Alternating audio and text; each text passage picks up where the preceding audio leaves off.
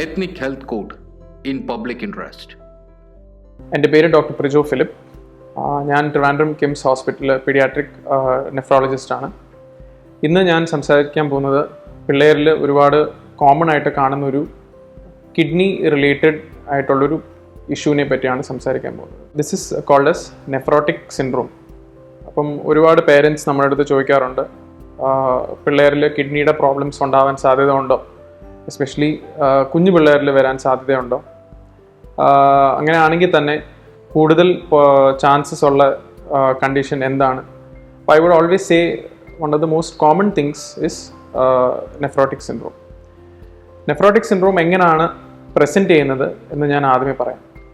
Usually പിള്ളേർ it പ്രസൻറ്റ്സ് between ഒരു കുഞ്ഞു പിള്ളേരിലാണ് യൂഷ്വലി കാണുന്നത് 3 years മുതൽ at least up to 10 years. Sometimes നമുക്ക് 12 വയസ്സോ അതിൽ കൂടുതലോ കാണാം ഇൻ സം റെയർ സിറ്റുവേഷൻസ്. ചില സമയത്ത് 3 വയസ്സിൽ താഴെയും കാണാം. ഇൻഫാക്ട് 6 months 1 year ചിൽഡ്രനും കാണാം. അത് റെയർ കേസസിലാണ്. എസ്പെഷ്യലി അത് ഇൻഹെറിറ്റഡ് ആയിട്ട് അല്ലെങ്കിൽ ജനിതകമായിട്ട് കിട്ടുന്ന ഒരു സിറ്റുവേഷൻ ആണെങ്കിൽ അതുമൂലം വളരെ ചെറുപ്രായത്തിലും വരാം. പക്ഷേ ഇന്ന് ഞാൻ സംസാരിക്കാൻ പോകുന്നത് നമ്മൾ കൂടുതൽ കാണുന്ന ഏജ് ഗ്രൂപ്പ്, അതായത് ഒരു 3 to 10 years ഏജ് ഗ്രൂപ്പിൽ കാണുന്ന ഒരു നെഫ്രോട്ടിക് സിൻഡ്രോമിനെ പറ്റിയാണ് പറയാൻ പോകുന്നത്. ഇതിൽ യൂഷ്വലി പിള്ളേർ പ്രസൻറ്റ് ചെയ്യുന്നത് നമ്മൾ പറയുന്നത് ഏർലി മോർണിംഗ് പഫിനെസ്, അല്ലെങ്കിൽ രാവിലെ എഴുന്നേൽക്കുമ്പോൾ കണ്ണിൻ്റെ ചുറ്റും ഒരുതരം നീര് കാണും. ഇത് ആസ് ദ ഡേ പ്രോഗ്രസ്സസ്, ദിവസം അങ്ങോട്ട് മുന്നോട്ട് പോകുമ്പോൾ ഉച്ച സമയത്ത് അല്ലെങ്കിൽ വൈകുന്നേരമൊക്കെ ആകുമ്പോഴത്തേക്ക് ഈ നീരങ്ങ് കുറയും. അപ്പോൾ ഒരുപാട് പേരൻസ് അതിനെ വലിയ ഇമ്പോർട്ടൻസ് ആയിട്ട് കാണത്തില്ല. വേറെ എന്തെങ്കിലുമായിട്ട് കൂട്ടിയിട്ട് they will discard the issue. ഇത് സംടൈംസ് ഇതാണ് ഇതിൻ്റെ പ്രോബ്ലം. രാവിലെ ഒരു നീരുണ്ടാവും കണ്ണിൽ, ഗ്രാജുവലി ദിവസം അങ്ങോട്ട് പോകുമ്പോൾ നീര് കുറയാൻ സാധ്യതയുണ്ട്. കണ്ടീഷൻ വേഴ്സൺ ആകുമ്പോഴത്തേക്ക് കാലിൽ നീര് വരാം, ആൻഡ് പിന്നെ അവസാനം വയറ്റിലും നീര് വരാം. അപ്പോൾ വയറിങ്ങനെ പൊന്തി പോലെ ഇരിക്കും. യൂഷ്വലി ഈ ഒരു സ്റ്റേജ് എത്തുമ്പോഴാണ് പേരൻസ് നമ്മുടെ അടുത്ത് വരുന്നത്. അപ്പോൾ ആദ്യമേ തന്നെ കണ്ണിൻ്റെ ചുറ്റും കുറച്ച് പഫിനെസ് വരുമ്പോൾ അല്ലെങ്കിൽ കുറച്ച് നീര് കാണുമ്പോൾ യൂഷ്വലി പേരൻസ് അത്ര സീരിയസ് ആയിട്ട് എടുക്കണമെന്ന് നിർബന്ധമില്ല. ഇതിൻ്റെ കൂടെ ഒരു കോമൺലി കാണുന്ന ഒരു പ്രോബ്ലമാണ് പെട്ടെന്ന് കൊച്ചിൻ്റെ യൂറിൻ്റെ അളവ് കുറയും. ഇത് ഓൺലി അത്രയും ഡീറ്റെയിൽഡ് ആയിട്ട് നോക്കുന്ന പേരൻസിന് പ്രോബബ്ലി പെട്ടെന്ന് കണ്ടാൽ മനസ്സിലാവും. കൊച്ചു യൂറിൻ സാധാരണ പോകുന്നതിനേക്കാളും വളരെ കുറച്ച് പാസ് ചെയ്തുകൊണ്ടിരിക്കും. അതിൻ്റെ കൂടെ തന്നെ സംടൈംസ് യൂറിൻ്റെ കൂടെ കുറച്ച് ബ്ലഡും കണ്ടുവന്ന് വരാം. അപ്പോൾ ഇതാണ് usual signs and symptoms related to nephrotic syndrome.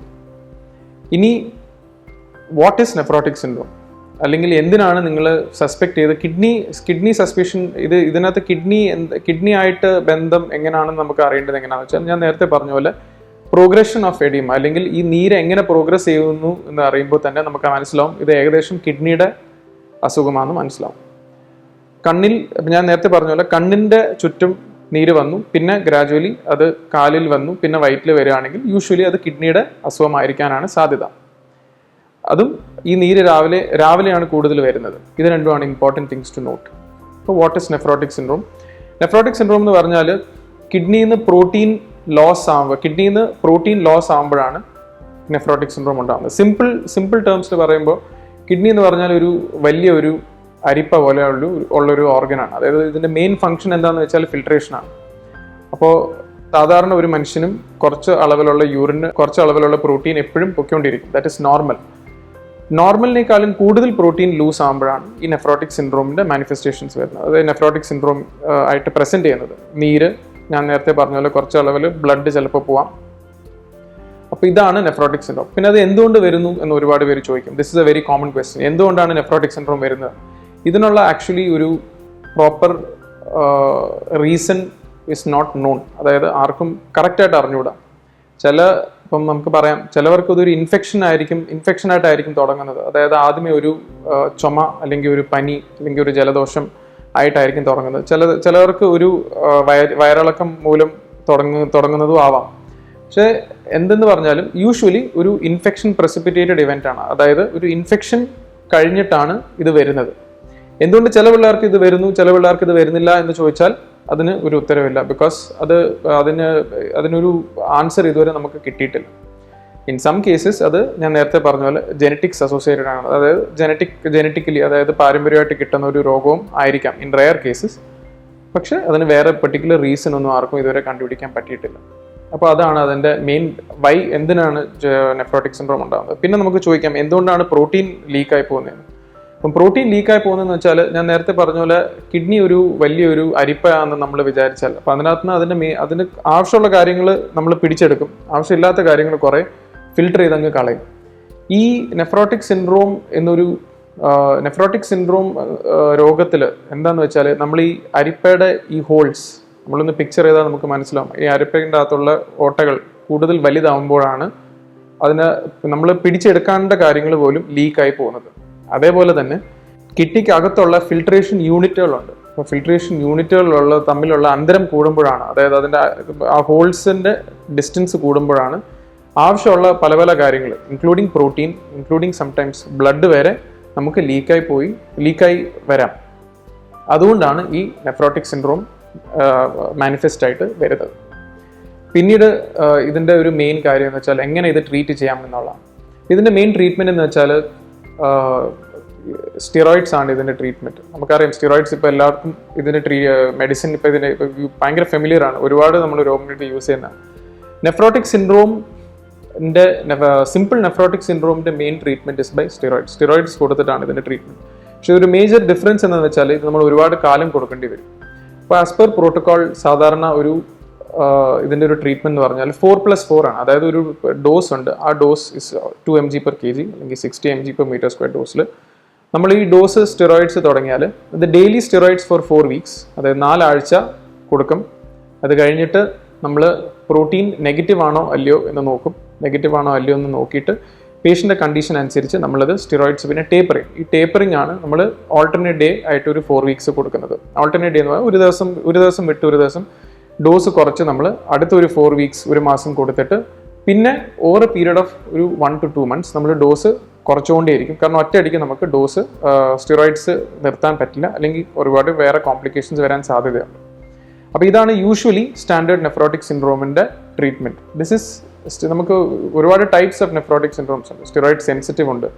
ഈ യൂഷ്വലി ഒരു 85 to 90% പിള്ളേർ യൂഷ്വലി അവരുടെ റെസ്പോൺസ് വരും ബിറ്റ്വീൻ 2 to 3 weeks തന്നെ പ്രോട്ടീൻ നെഗറ്റീവ് ആവും. എന്നാലും നമുക്ക് സ്റ്റിറോയിഡ് നിർത്താൻ പറ്റില്ല. ഇതിൻ്റെ കോഴ്സ് കംപ്ലീറ്റ് ആയിട്ട് കണ്ടിന്യൂ ചെയ്യണം.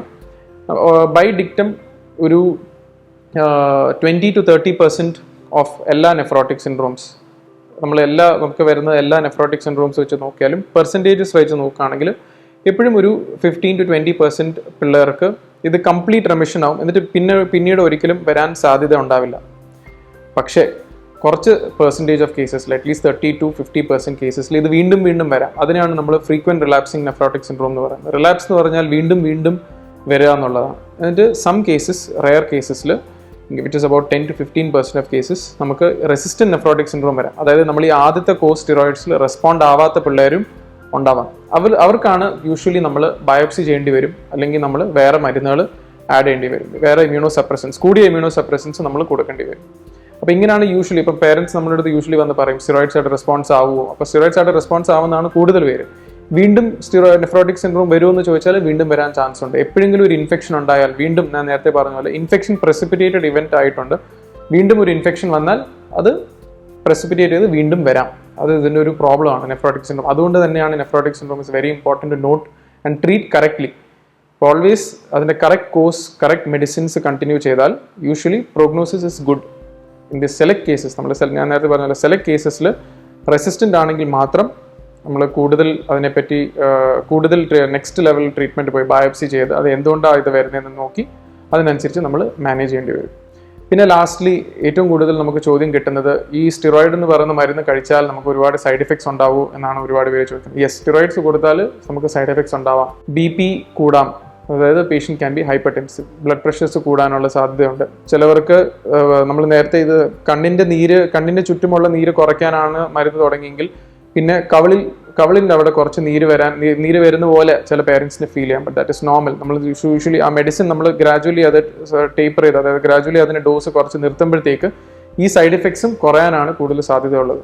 വേറെ സൈഡ് എഫക്ട്സ് എന്ന് പറഞ്ഞാൽ ചില സമയത്ത് very rarely some patients can develop ഡയബറ്റീസിൻ്റെ അസുഖം ഉണ്ടാവാം. ഞാൻ നേരത്തെ പറഞ്ഞ പോലെ ബ്ലഡ് പ്രഷറിൻ്റെ അസുഖം ഉണ്ടാവാം. ചില പേഷ്യൻസിന് എല്ലിൻ്റെ ബലക്കുറവ് വരെ വരാം. അതുകൊണ്ടാണ് നമ്മൾ ഈ സ്റ്റിറോയിഡ്സ് ട്രീറ്റ്മെൻറ്റ് തുടങ്ങുമ്പോൾ നമ്മൾ ഇതിനു വേണ്ടിയൊക്കെ മോണിറ്റർ ചെയ്യും. അത് മാത്രമല്ല നമ്മൾ calcium side by side start ചെയ്യും. കാരണം ഈ ബോണിൻ്റെ ഇൻറ്റഗ്രിറ്റി ഒക്കെ മെയിൻറ്റെയിൻ ചെയ്യാൻ അത് വളരെ ഇമ്പോർട്ടൻ്റ് ആണ്. വൈറ്റമിൻ ഡി സപ്ലിമെൻറ്റേഷൻ ആവശ്യമുള്ളിടത്ത് നമ്മൾ വൈറ്റമിൻ ഡി സപ്ലിമെൻറ്റേഷനും കൊടുക്കും. പക്ഷേ യൂഷ്വലി എന്നിട്ട് ഏറ്റവും വലിയ സൈഡ് എഫക്ട് എന്ന് പറഞ്ഞാൽ ഏറ്റവും കൂടുതൽ കോമൺ ആയിട്ട് പേരൻസ് നമ്മുടെ അടുത്ത് തിരിച്ചു എന്ന് പറഞ്ഞാൽ ഇവരുടെ ആപ്പിറ്റൈറ്റ്, പിള്ളേരുടെ ആപ്പിറ്റൈറ്റ് ഭയങ്കരമായിട്ട് കൂടും. അതായത് വിശപ്പ് ഭയങ്കരമായിട്ട് കൂടും. അവർ പറയും സ്റ്റിറോയിഡ് കഴിച്ച ഉടനെ ഒരു 1-2 ആഴ്ചയൊക്കെ കൊച്ചിന് എപ്പോഴും കഴിക്കാൻ തോന്നുന്നു പറയും. That is A very common complication. പക്ഷെ അതൊരു ലിമിറ്റഡ് കോംപ്ലിക്കേഷൻ. അതിന് വലിയ പ്രോബ്ലം ഒന്നുമില്ല. നമ്മൾ സ്റ്റിറോയിഡ് ഡോസ് കുറയ്ക്കുമ്പോൾ അതിൻ്റെ സൈഡ് എഫക്റ്റും കുറയും. യൂഷ്വലി ലോങ് ലാസ്റ്റിംഗ് കോംപ്ലിക്കേഷൻസ് റെയറാണ്. അപ്പോൾ ഇത് തന്നെയാണ് നെഫ്രോട്ടിക് സിൻഡ്രോം. നമ്മൾ കറക്റ്റായിട്ട് ഇത് കണ്ടുപിടിച്ചു, കറക്റ്റായിട്ട് ഡയഗ്നോസ് ചെയ്ത് കറക്റ്റായിട്ട് ട്രീറ്റ്മെൻറ്റ് ചെയ്താൽ യൂഷ്വലി കോംപ്ലിക്കേഷൻസ് ഒന്നും ഇല്ലാതെ patient will get better.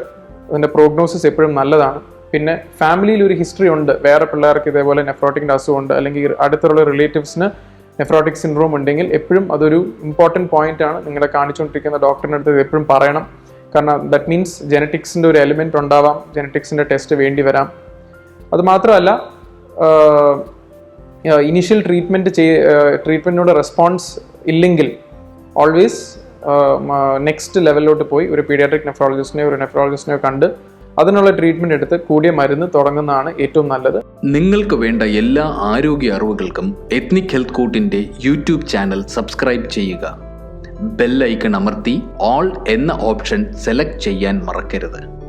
Ethnic health കോട്ടിൻ്റെ എല്ലാ വീഡിയോകളും എപ്പോഴും ഫേസ്ബുക്ക് പേജിലും. Ethnic health court, forward to good health.